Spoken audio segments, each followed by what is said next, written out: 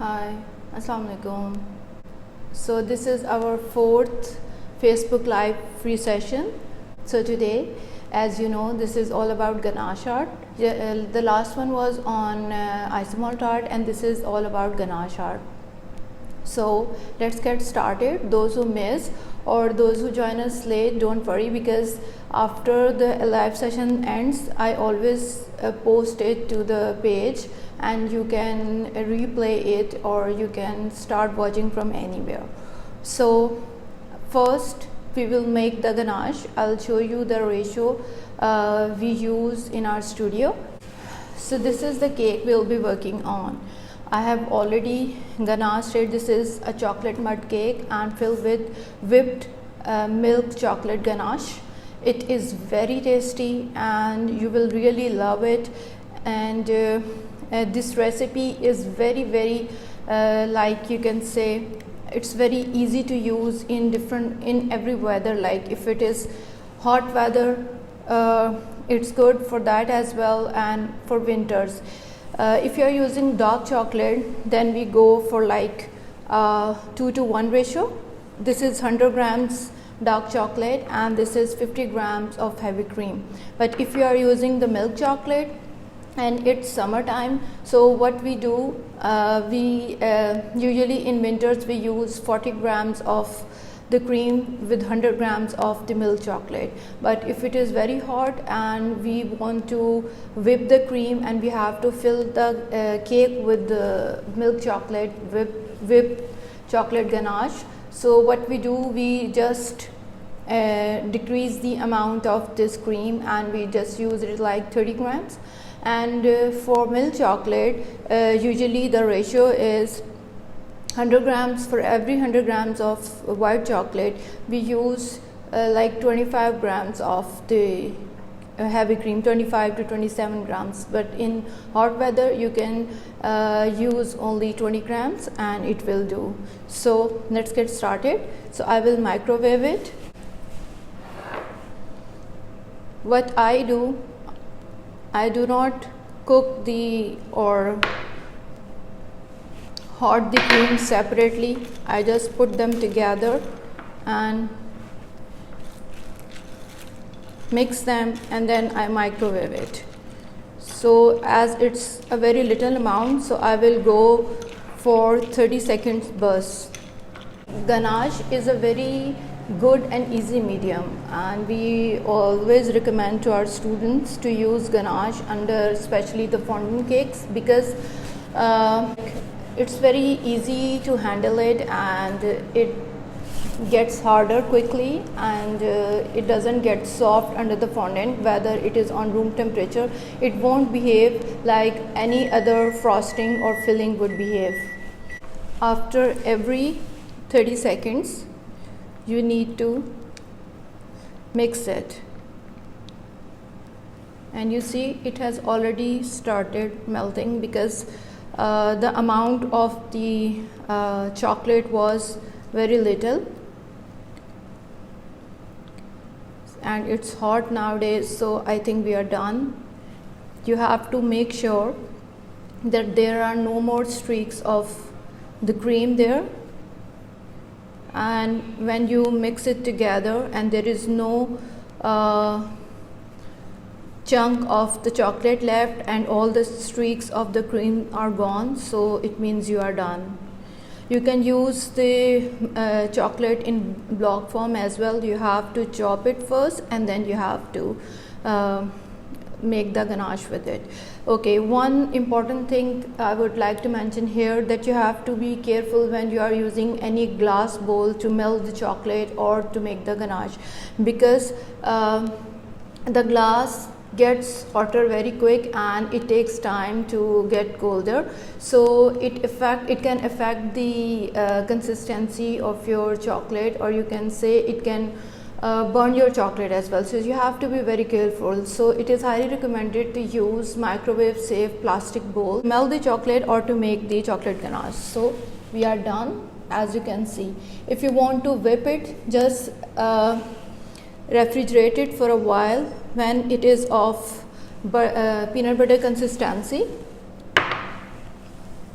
and then you have to whip it. You keep on whipping it on highest speed till it gets fluffy and lighter in color. But this one is the milk chocolate, because I prefer to fill my cakes with the milk chocolate rather than and the whipped ganache rather than the dark chocolate. But I always ganache my cakes from outside with the dark chocolate, whatever the brand is. So this is chocolate mud cake, and these are the parts. I use the 7 inches cake pan, and these are the parts that are taken from the same cake, but I have changed it into the cake pop dough. As you know how to do it, like you have to use any buttercream or ganache to mix in the cake crumbs and you make a cake pop dough. So I have used that cake pop dough to attach these shapes around this cake to shape it as a log cake. So I haven't covered the top. I will do it in front of you because I wanted you to see how we can make in a log form. So I will just spread it roughly.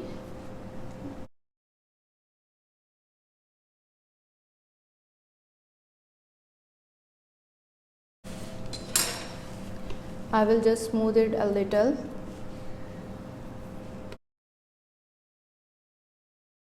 Don't worry about the edges because we have to work on the sides later.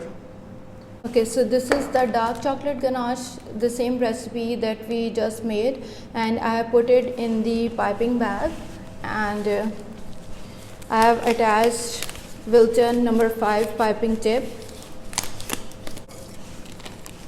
So what I am going to do is just going to pipe it in circular shape.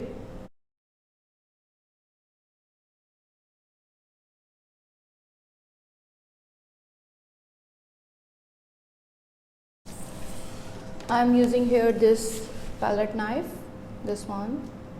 Okay, so this is the circular piping we have done. So what we will do, I have put this non-slipping mat under the cake board so it does not slip. So what I have to do, I have to move it quickly, and I will use my palette knife and will go around the cake with this.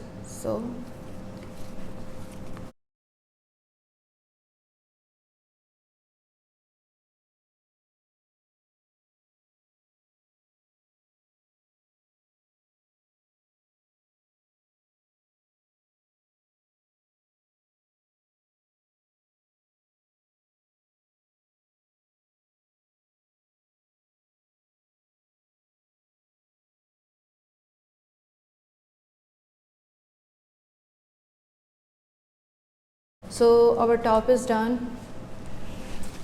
Now we will start working on the sides of the cake. There are different ways to make the bark. The one way that we can use is that I have already done over here, this one. I just covered the cake roughly. I didn't use any special method. I just piped the ganache roughly around, and then with my metal steel spatula I just spread it, and then I gave these strokes. So you have to use your ganache with the piping tip, the Wilton piping tip number 10 or 12. Okay, and what I will do, I will come from down and I will pipe ganache like this, and then I will leave you can say the same space as the thickness of this, or in some areas you can bring them closer, and in some areas you can take them farther.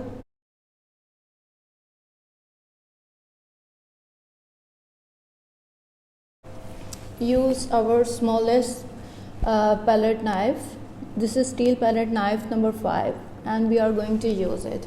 So what you do, you don't have to work like that, you have to work like this. Okay, so you will not disturb the center. You need a raised center. So what you do, you just spread it with your palette knife with small strokes. So the strokes are right now going on the sideways. Don't worry about that, because later we will come to it and we'll work on that. You can see I'm not using it in a straight way, I'm using it at an angle. So hope you can see me properly what I'm doing.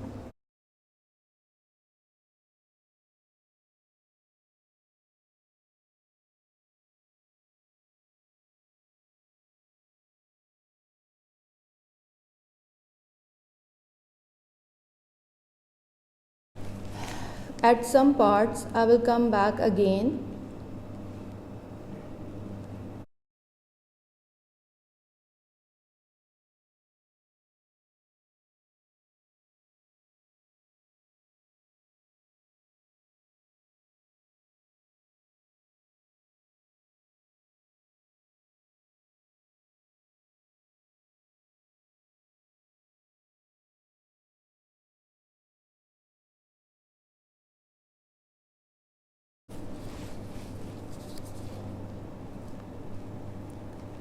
Again, you will only use the tip of your palette knife,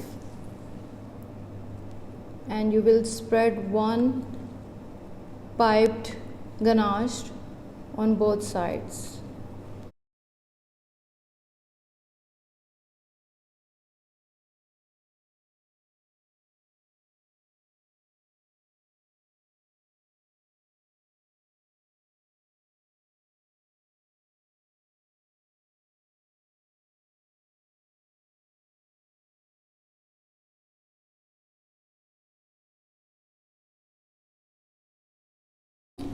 You can see the difference between this area and this area. Well, if you after ganaching your cake, what you do, you take hot water in a mug or in a bowl, and you dip your angled spatula into that. You wipe it with a kitchen towel and then just give the strokes like this.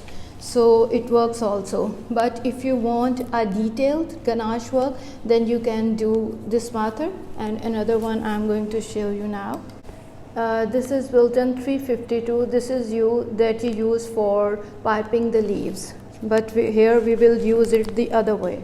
If you have to pipe the leaves, so what you do, you use it this way, okay, but we are going to use it in this way, okay, like this. You can see how raised part is appearing, and it is a very quick method.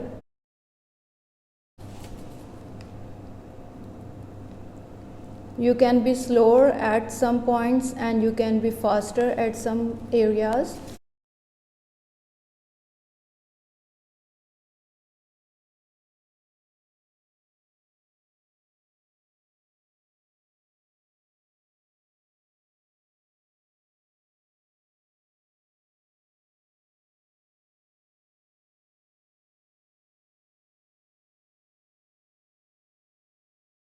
So here you can see the difference between this one and this one, but we won't leave it like this.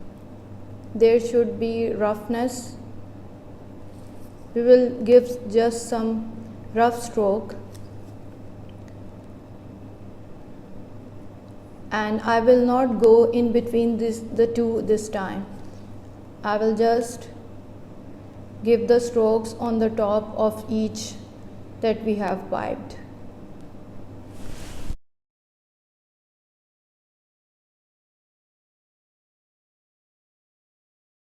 As you can pipe this way with the round tip, and at some areas with this one. So you can see the difference. This is a 2D flat like look, and this one is a little bit 3D, and this is more 3D look, as you can see. it has stiffened a little bit, and these we have just piped, so when it will stiffen it will give a very beautiful look. But you can see, if you can see from the sides, that you can see the raised parts like we can see on the trees. So I will show you to merge two methods as well.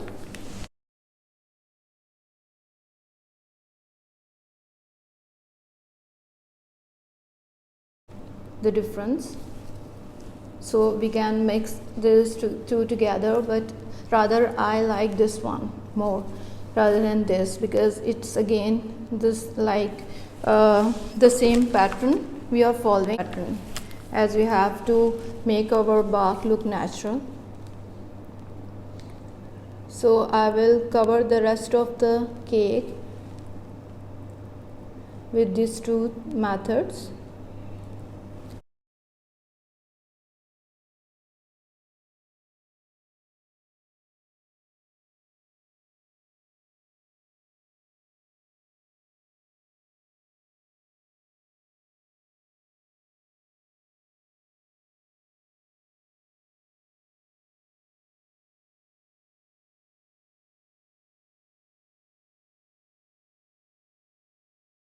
Palette knife, and then in between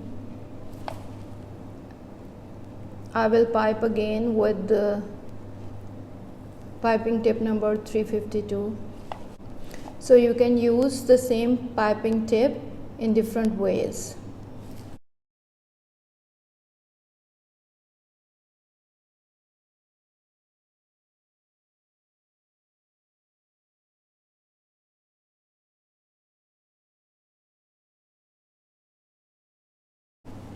Two lines are raised and the other ones a bit flatter, so it looks good.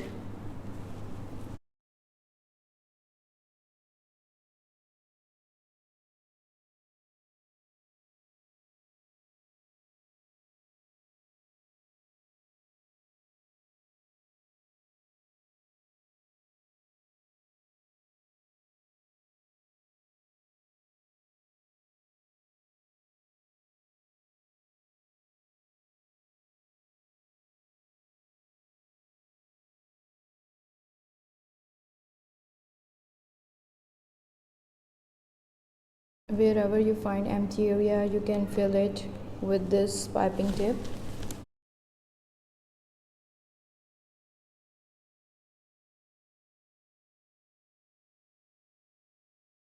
You can see this area that we have done earlier, it is already stiff enough.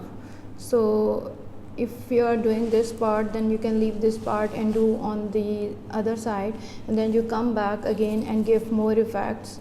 So it works with the ganache. And if it's getting very hot, you can in between place it in the refrigerator for a while. First I was giving the effect, here it was not working because it was freshly piped, and as it's hot nowadays, so but at room temperature even the ganache gets stiffens quickly.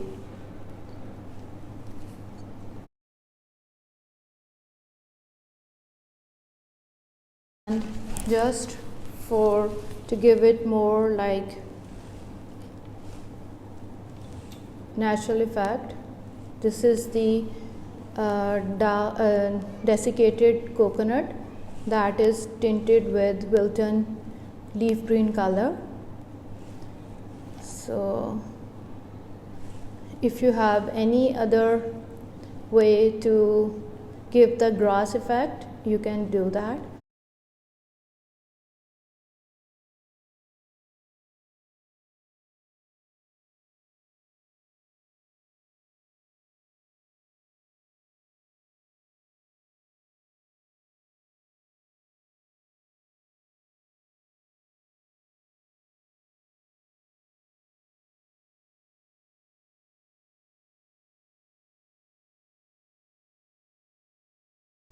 Here are some fondant leaves that I would like to add at some areas.